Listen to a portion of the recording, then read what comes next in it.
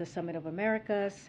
And you probably saw tonight at 6 o'clock, there'll be a background call with some of our experts who later today, clearly at 6 o'clock, who will discuss the summit in detail and give you all the information that you wished for. But I wanted to give a quick preview each day of the summit, so you all have it now. And it will be arranged around 5 key areas that President Biden will focus on.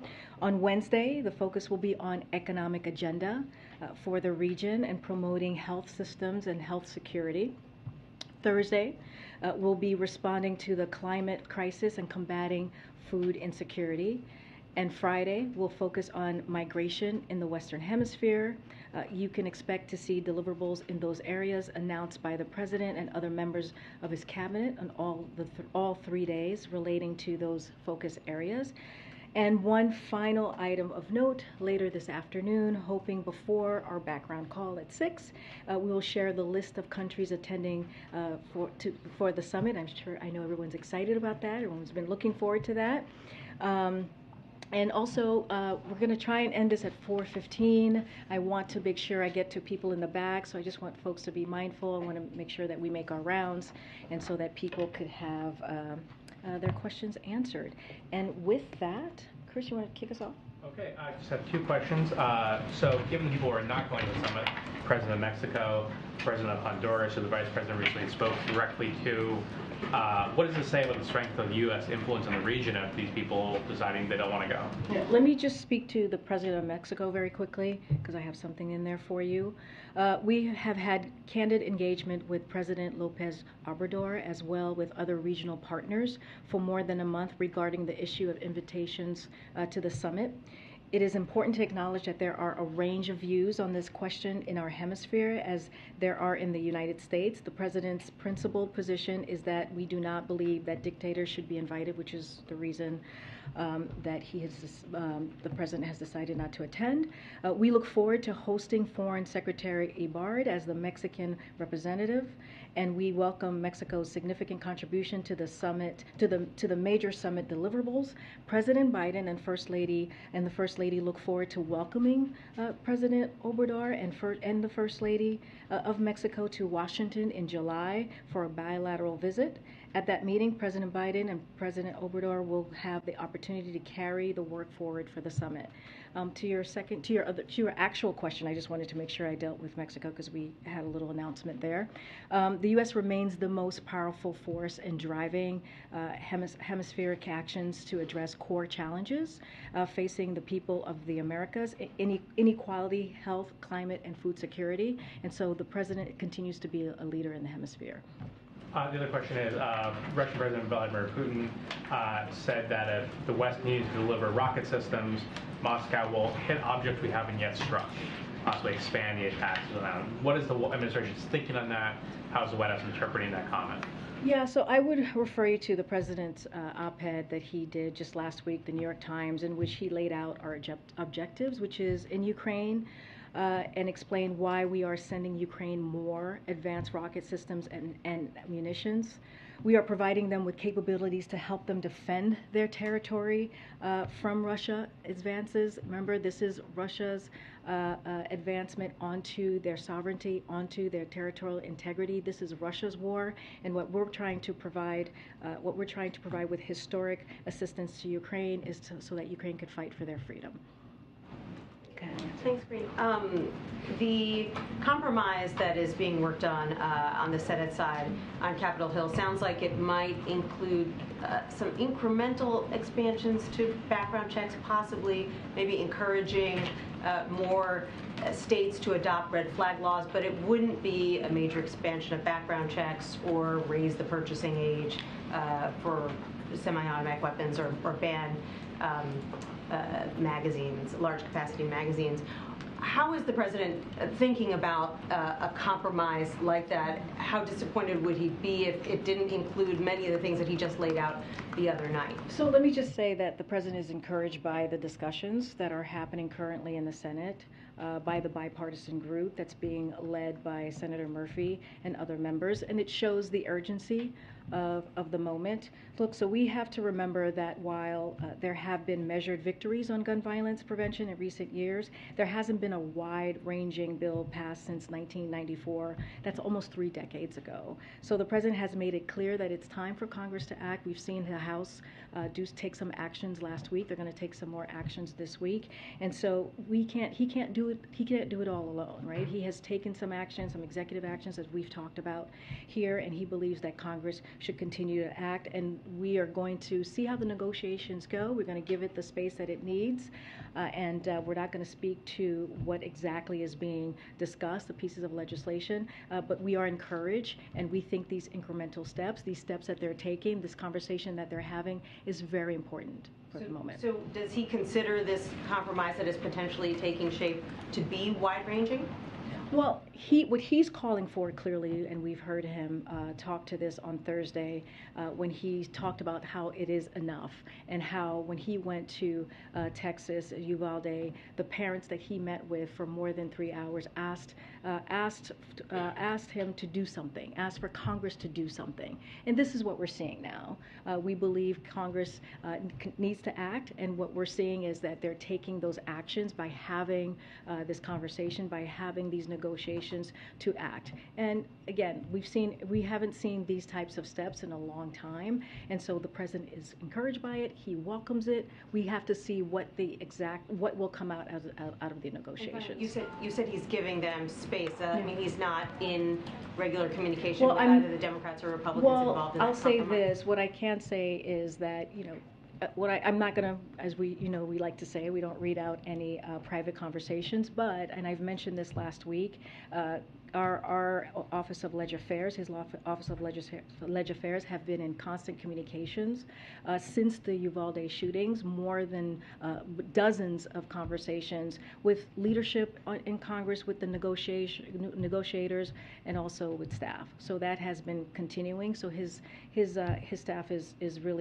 been very involved in that. One more thing I do want to add. Senator Chris Murphy was on one of the networks here, and he said that he has been in constant communication with us every day during this time of negotiation, and he also said that he believes it's time for the Senate to make a move, and it's time for the Senate to take action.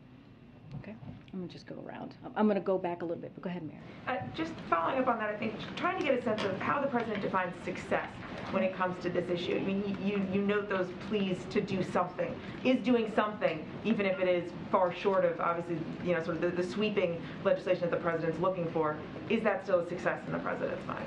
Well, I think the way that the president, and he has said this, right, which is, yes, he has laid down a sweeping list of actions. He did that very passionately and very effectively on Thursday.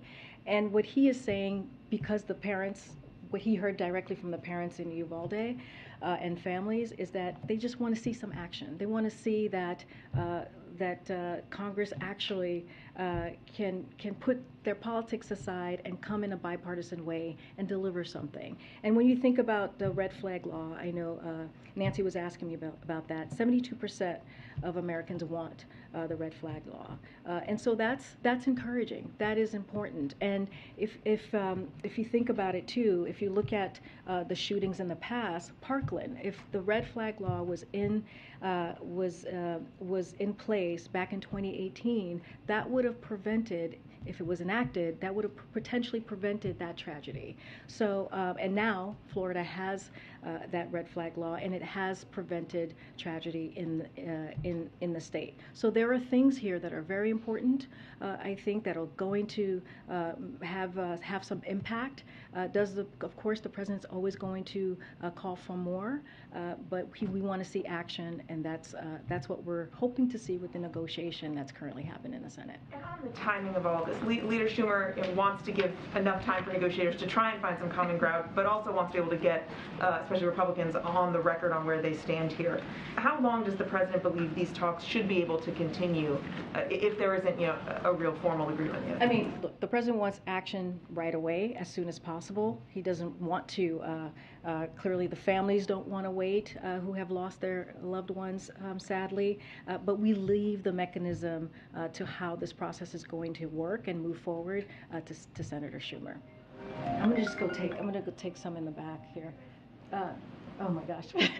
Go ahead, I know you yelled a question at me when I was walking out the other day. So on Chinese tariffs, I want to ask about the Commerce Secretary said the president has asked her to look into possibly removing tariffs on some imports coming in. If that happens, have there been conversations with the Chinese about them dropping their tariffs for U.S. products going into China? So I just don't want to get ahead of that. I know when the Secretary was doing Sunday television yesterday, she spoke to this. As she said, the president has asked her and others in the administration to look at this, to look at the Chinese tariffs. I do not want to get ahead of it. She even said the president's going to have to make a decision once it's presented to him. I just don't want to get ahead of any of that at this time. More on the Defense Production Act that was announced today, the president, taking a step back from that, what emergency is the president using to invoke the Defense Production Act? Because historically it's been in the 1950s for the Korean War. During COVID it was enacted. What emergency is it, or what's the real emergency in the solar industry for the Defense Production Act? So let me, I was going to say first, the president, when he takes the Defense Production Act, it's to make sure that he's delivering for the American people. It is an important tool that he has used a couple of times, and it has been incredibly effective. For this particular Clean Energy Defense Production Act, he is invoking the Defense Production Act to rapidly expand domestic production of solar panel parts, building insulation, heat pumps, and more. He is putting the full force of the federal government's purchasing power behind supporting American clean energy manufacturers, and he is providing U.S. solar deployers the short-term stability they need to build clean energy projects and deliver more affordability energy to American families and business. Altogether, these historic actions will cut costs for American families, strengthen our power grid, and tackle the climate crisis. And with a stronger clean energy arsenal, the United States can be an even stronger partner to our allies, especially in the face of Putin's war in Ukraine. What's the emergency in the solar industry? Well, this is just a step to get to a place where we do have a clean energy arsenal. And so this is a very important part of the president's agenda in getting to that clean energy system that he's been talking about since he walked into the administration. So this is that, and this is a way that we felt that we can act to get moving in that way. I'll come back up front. Go ahead.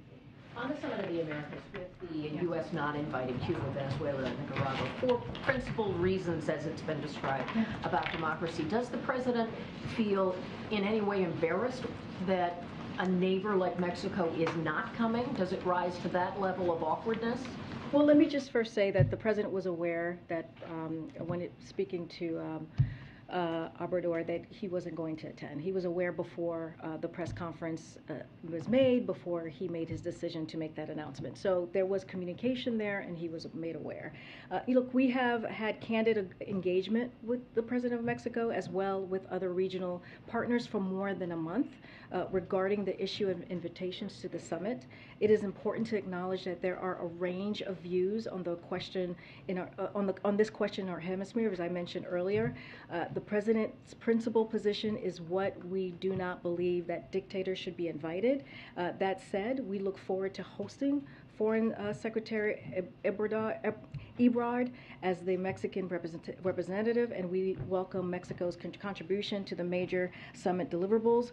And so, at the end of the day, to your question, we just don't believe dictators should be invited, and so we don't regret that, and the president will stand by his principle. Great. Okay. There was understandable skepticism, to some degree pessimism, about the ability to get something related to guns over the finish line in the immediate wake of Uvalde. Has that shifted at all inside the White House? Are you moving more towards an optimism this could actually get done type of moment? The president is going to continue to use the bully pulpit to call on action. That's what we saw him do Thursday, and he has been doing that for this past year and a half.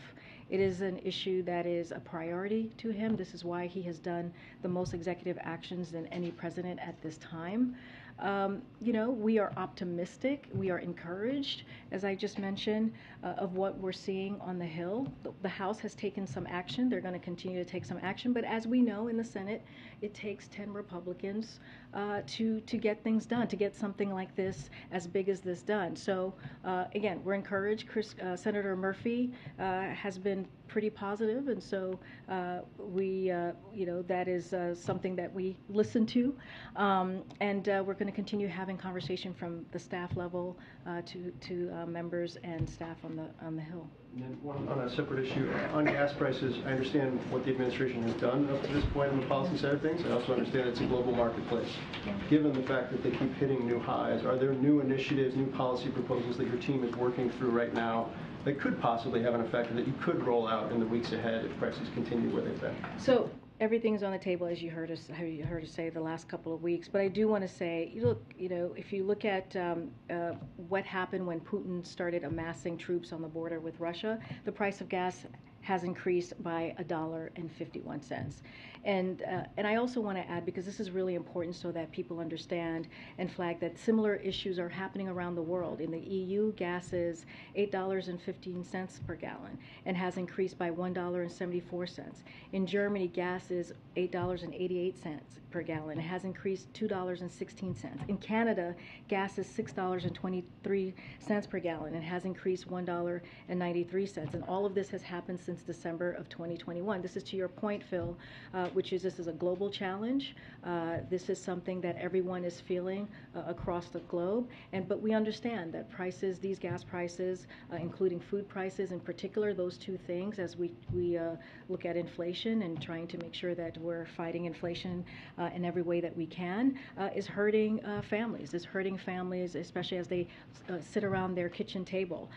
But we're going to continue to do everything that we can. I don't have anything to preview for you, but one thing also I want to say, the rescue plan has really been able to help us put us in an economic place where we're stronger, and we saw that with the jobs numbers on Friday, and that is an important thing to note as well, because when the president walked in, and this is something that we have to really continue to remember, we were in an economic crisis, and the president met that moment by putting forth the American Rescue Plan, by Democrats on the Hill voting for that plan, and really putting us in a place where we look at today in a much stronger economic situation where we can actually deal with inflation head on. We have a lot of work to do, and we understand what the American people is feeling, but we are in a stronger place to take that on.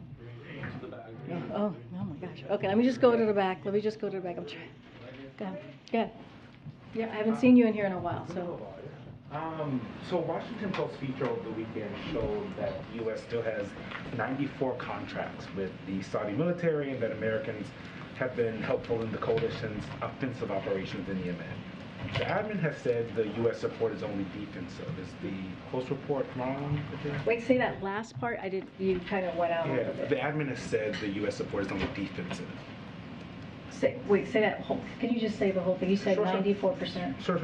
So a feature in the Washington Post this weekend showed that the U.S. still has 94 contracts with the Saudi military, and Americans have been helpful in the coalition's offensive operations in Yemen, but the admin has said it's only support is only defensive. So is the Post wrong in that? So let me speak to the Washington Post piece. Is that U.S. diplomacy under our administration has established a ceasefire in Yemen, and the most peaceful period that we have seen in 6 years. So I think the results of our approach speak for themselves, but I can't speak to what has happened prior to this administration, earlier years of the war.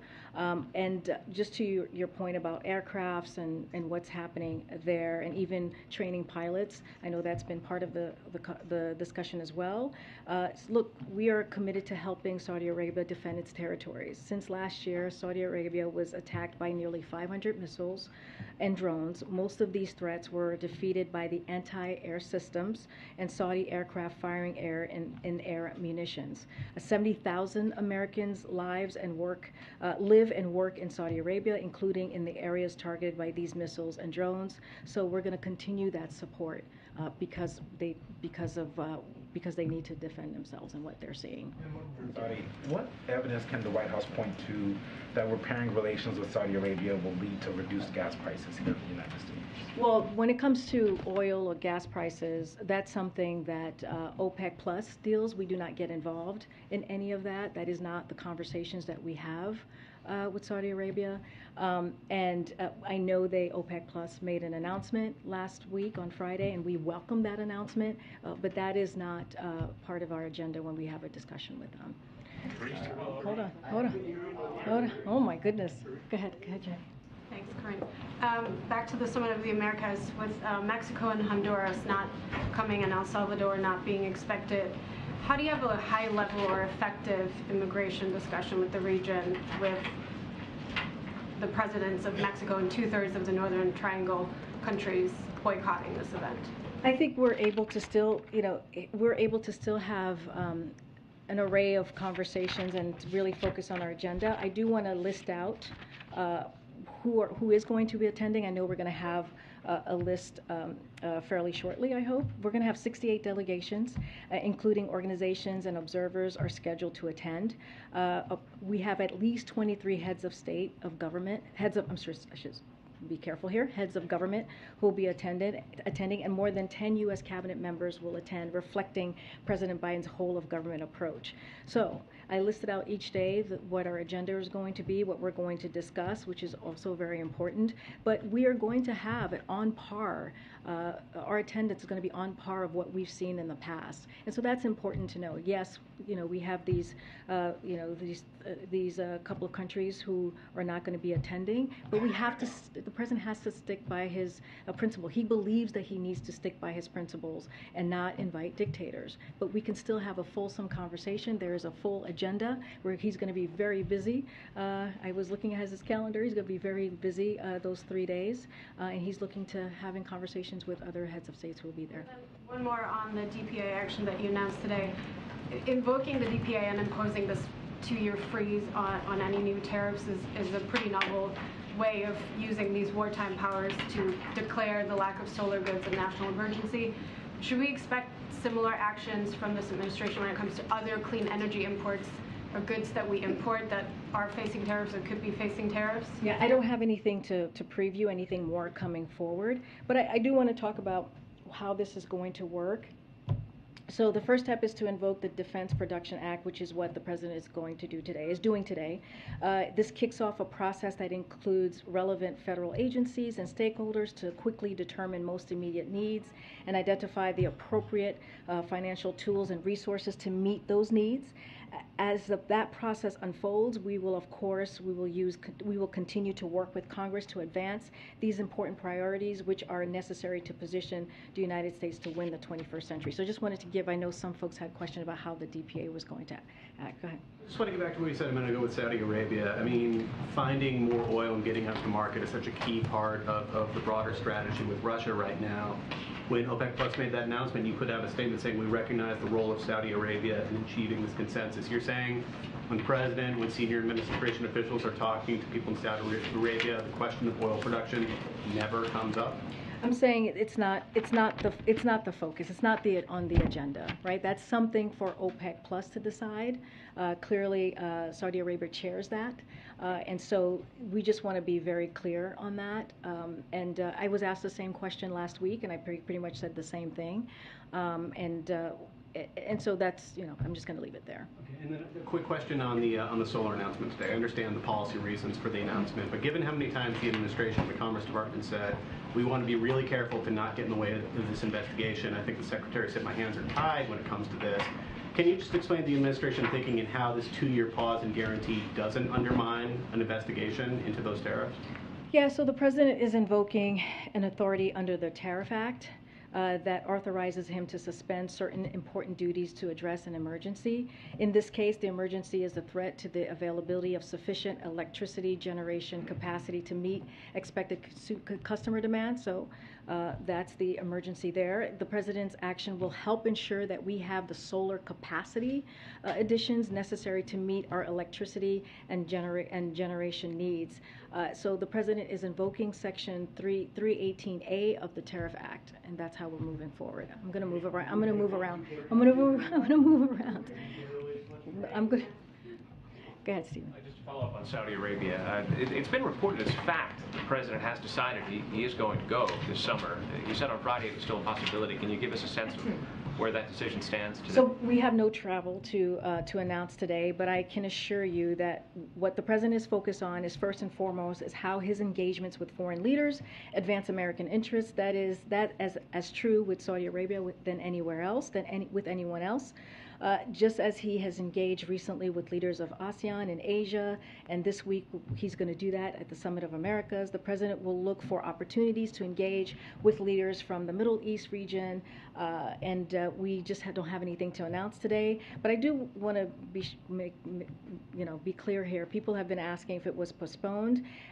Look, the president said himself on Friday, I believe, yes, Friday, that there was a visit in the works. But it wasn't moved or postponed. It was that reporting is actually not accurate. We were still having discussions. It was being considered, but it was never locked in. So I just want to be very clear on that. Just to follow up, Congressman Schiff said on Face the Nation yesterday the president should not go to Saudi Arabia and that he would not shake the Crown Prince's hand. He said this is someone who butchered an American resident, cut him up into pieces, and in the most terrible and premeditated way. How does that weigh on the president's thinking about a possible trip? So, as you know, Congressman Adam Schiff is someone that we respect very much, that the president respects very much. As the president said on Friday, he believes it's his job to try to bring peace where he can. This trip to Israel and Saudi Arabia, when it comes, would be in the context of significant deliverables for the American people in the Middle East region.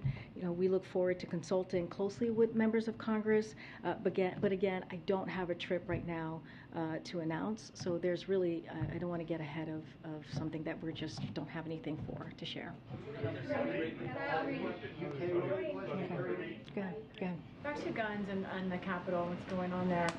Senator Toomey said on Face the Nation this weekend that the president has actually not been helpful, that the speech was too left-leaning. And I know I've had sources, and including some Democrats, who also feel like this White House has not really helped talks, whether it be on this or Build Back Better. Can you respond to Senator Toomey's idea that the president has not been helpful, and also what is the president doing to try and build this compromise, or is staying away from the Capitol what he's doing?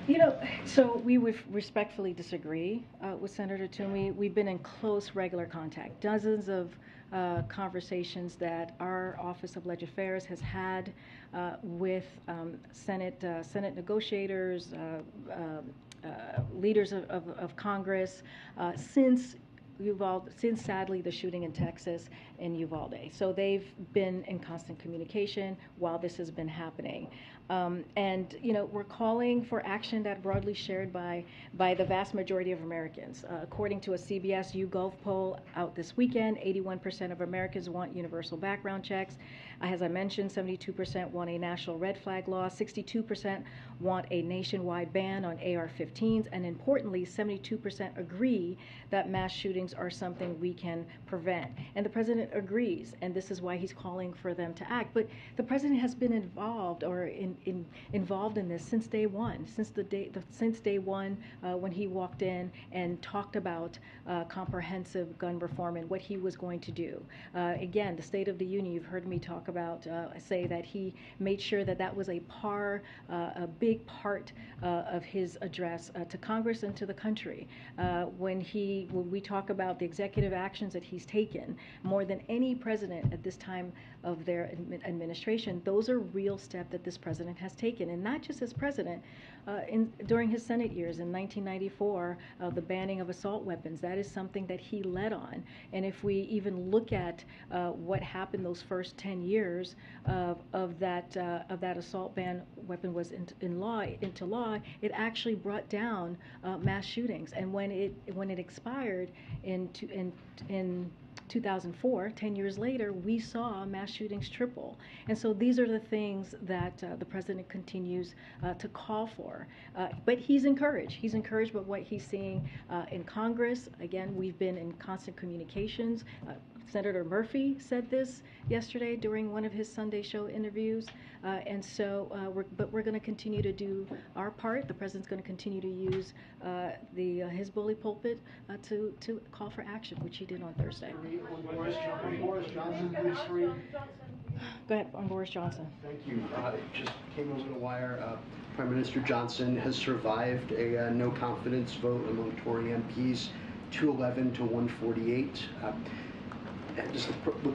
Was the president concerned that he might be removed, and does he have any plans to speak with him? And is the president concerned that perhaps his weakened standing, 148 conservative MPs wanted to remove him, might hurt the attempts to keep this coalition that the president has built with respect to Ukraine together, if the possibility of a leadership change in the UK government remains? So I'm not going to comment. We are not going to comment on internal politics.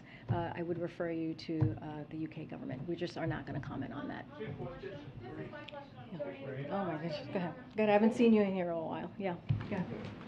Yeah. Yes. Thanks. Please Thanks. go ahead. Back to the summit. You spoke about a month or so of engagements between U.S. and Mexico. I wonder if you can talk about the tone and timbre of those conversations, particularly if the president or the vice president talked to President Lopez Obrador. And I have another question to the summit. Yeah, look, I don't have any conversations to read out to you. We try to keep our, as we say over and over again, we try to keep our conversations private. I don't have any readout for you on the tone or tenor of a conversation, and I don't have any calls to read out that the president may have had with with the Mexican president in particular.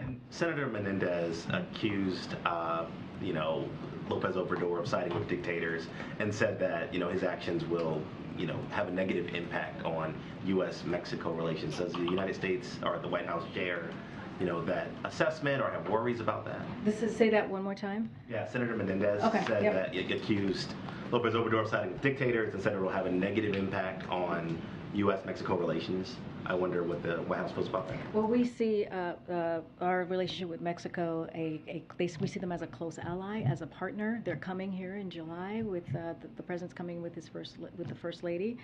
They're going to continue to talk about the opportunity to carry out the work of the summit forward, and so we see them as a friend and a close ally. In your description of the three countries that were not invited, you said the president has drawn a line at dictatorships, which is basically taking the moral position and putting that in a priority above, say, getting more oil from Venezuela and so forth.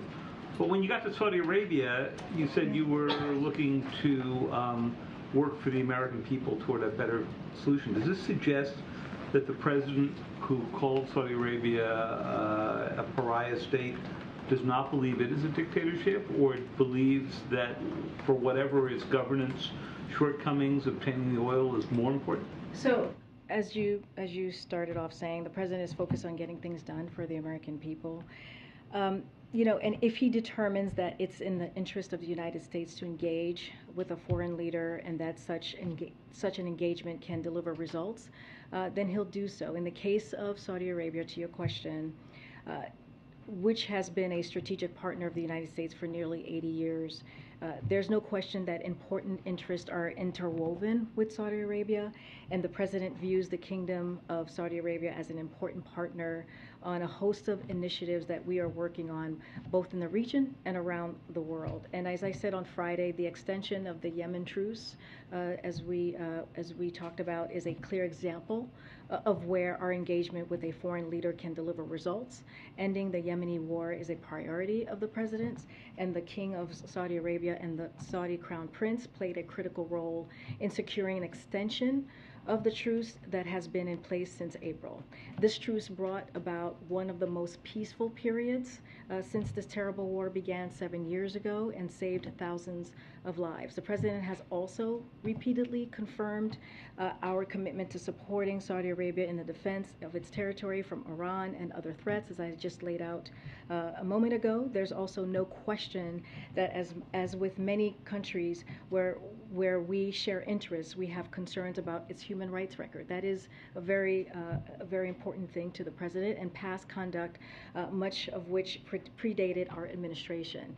And we raised those concerns with them, as we do with others. And of course, there are also strategic priorities that are important to address, and our contacts and diplomacy have intensified recently, and that will continue. I'm going to continue because I want to get around. We have about 10 minutes. Is Iran a pariah state? Thanks, Karine. And does the White House have a reaction to Russia imposing personal sanctions on Secretary Yellen, Secretary Granholm, and others in the U.S.? Oh, I've not seen that, so I don't have a comment from here on that. Okay. No. Does the war effort and the attack over the weekend by Russia in Kyiv give the White House pause about the status of the battle between those two countries and influence additional U.S. support perhaps for Ukraine?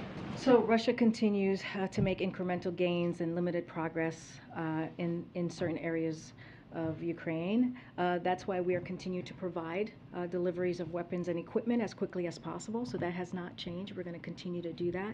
And it's why Secretary Austin and the Department of Defense have organized meetings with more than 40 countries to facilitate weapons transfers from our allies and partners to help Ukraine defend their democracy. We are committed to make sure that Ukraine is able to fight for their freedom. This is coming from the President's New York Times article last week. Again, this is Russia's aggression on Ukraine's sovereignty, on their territorial integrity. They are fighting for their democracy, and so we are going to do everything that we can to put them in a position of strength so that they can defend themselves. And if there is an opportunity for them to negotiate, they would be able to do that in a position of strength. Okay. Thank you, Karine. On the solar panels, how is this not a gift to Chinese solar manufacturers, many of whom operate with forced labor and are subsidized by the Chinese Communist Party? Today's announcement is about one country and one country alone, and it's about the United States. It's about the reliability of our power grid. It's about reducing cost for American families, and it's about enabling domestic solar manufacturers to move forward with their projects. The actions that we are currently doing is being applauded by members of Congress, by labor, by climate groups, by U.S. CEOs, and domestic solar manufacturers as well. The actions do not apply to any materials imported from China. Import duties will remain in place on solar cells and panels from China or Taiwan. So it has nothing to do with either. It's about making sure that we're delivering for the American public. And then on the summit, Cuba, Nicaragua, Venezuela aren't getting invites because of their human rights records. I know you just got a question on this, but then how does it make sense to then have the President visiting with Mohammed bin Salman, who the CIA says ordered the killing of Jamal Khashoggi? How does it make sense to deny those countries and then have a visit with the Crown Prince? Well, first of all, there's no trip for me to announce. That's what I've said.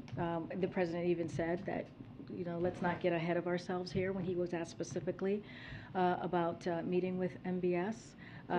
He may not do it? I'm just saying that I just don't have anything. It's a hypothetical, and I just don't have anything to announce or to speak to about a meeting. You said he's going to be meeting with. I'm telling you, I don't have anything to announce. Are there some in the administration who say he shouldn't be meeting? Well, you were asking me about Khashoggi. Let me just say this. When the President came into office, we were determined to make sure that our decades-long relationship with Saudi Arabia was serving our own interest and our values as we move forward, but also preserving it, because it is also help us accomplish many important things, and that's largely what we've done. The murder of Jamal Khashoggi was something that we and so many others around the world took very, very seriously. One of the things that we did early on was to release our own report on this murder.